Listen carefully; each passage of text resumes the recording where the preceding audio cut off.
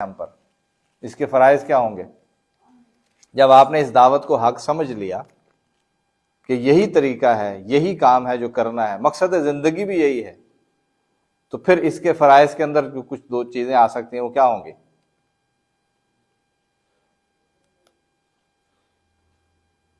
پہلی بات تو یہی ہوگی کہ اب تک کی اگر زندگی اس دعوت سے خالی ہے تو اپنی زندگی کا محاسبہ کیا جائے کہ بھئی اتنا سارا وقت تو اس کے بغیر ہی گزارا ہے، اللہ سے استغفار بھی کریں کہ یہ جو پہلو تھا یہ تو اب ہمیں پتہ چلا ہے، کلمے کا مطلب یہ ہے،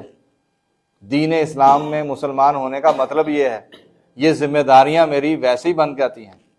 یعنی آپ یہ بھی غور کیجئے نا کہ دین نے قرآن سے ملا ہے نا ہمیں سب کچھ، یہ قرآن نے کہیں تخصیص کی ہے کہ یہ کام فلاں کے کرنے کا، یہ کام فلاں کے کرنے کا ہے؟ نہیں کی ہے۔ قرآن نے تو ہمیشہ جو مخاطب کیا ہے وہ من حیث الامہ، پوری امت کو مخاطب کیا ہے، یا ایھا الذین آمنو،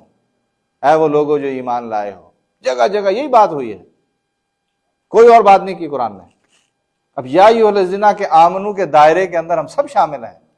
یہاں یہ بیان نہیں کیا گیا کہ یہ جو کام ہے یہ بالخصوص علماء کے کرنے کا ہے، یہ خطباء کے کرنے کا ہے، یہ اہل علم کے کرنے کا ہے، یا کسی اور فرد کی، کسی اور ہستی، کسی اور بزرگ کے کرنے کا ہے، ایسا نہیں کہا قرآن نے۔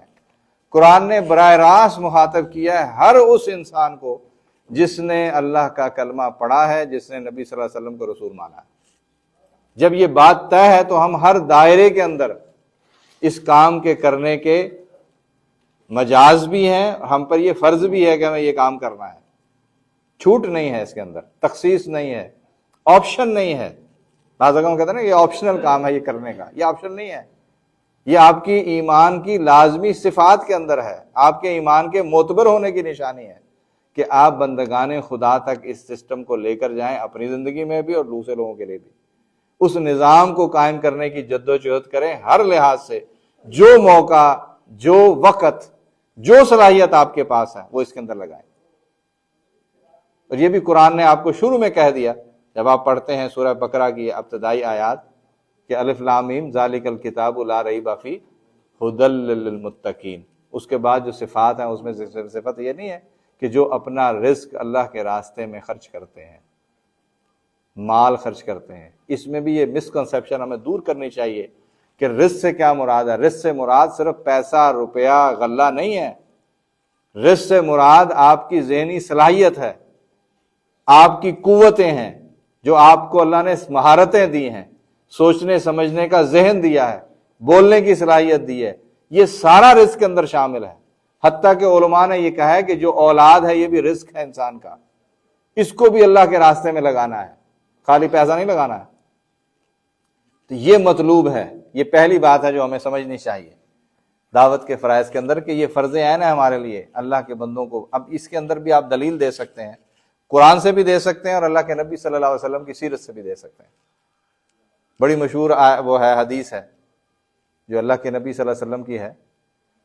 کہ پہنچاؤ میری طرف سے خواہ تمہیں آیت کا ایک ٹکڑا بھی کیوں نہ پہنچاؤ، بلغوا انی ولو الآیہ۔ اب یہ آیا جو ہے وہ نشانی بھی کہتے ہیں نا، آیت جو ہے عربی زبان میں تو نشانی کو کہتے ہیں، ایک آیت بھی کہتے ہیں اگر آپ جو قرآن کی آیت ہے، تو یہ اللہ کے نبی کا حکم نہیں ہے بلغوا، اس میں کہاں مبالغہ کا صیغہ ہے، پہنچاؤ میری طرف سے کہا تمہیں آیت کا ایک ٹکڑا ہی کیوں نہ آتا ہو۔ تو ہم میں سے سارے لوگوں کو تو کئی صورتیں آتی ہیں، تو کیسے پہنچائیں گے؟ ظاہر زبان سے پہنچائیں گے، عمل سے پہنچائیں گے، تو دعوت شامل نہیں ہوگی ہماری گفتگو کے اندر، معاملات کے اندر، یہ پہلی ترجیح میں نہیں آئے گی ہمارے معاملات کے اندر کہ ہمیں دعوت کا کام کرنا چاہیے۔ تو یہ دعوت کے فرائض میں ہے، لیکن اس کے لیے بڑی اہم بات ہے جو پچھلے عرصے کے اندر ہم نے کچھ اسٹڈی سرکل ایک دو کیے تھے جس میں بنیادی اوصاف پہ ہم نے گفتگو کی تھی کہ دعوت دین کے کام کرنے کے بنیادی اوصاف افراد میں کیا ہونا چاہیے۔ اس میں ایک بات یہ بھی طے کی تھی کہ دین کا صحیح فہم ہونا چاہیے، دین کسے کہتے ہیں یہ ہمارے علم میں ہونا چاہیے،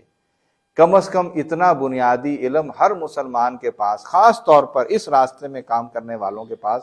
تو ضرور ہونا چاہیے کہ حق اور باطل میں فرق کر سکیں،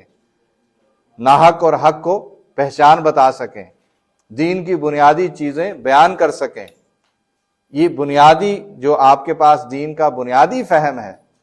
بنیادی علم ہے، وہ ہونا بہت ضروری ہے، اس کے بغیر یہ کام نہیں چلے گا، یہ فرض ہے، اس کو سیکھنا چاہیے۔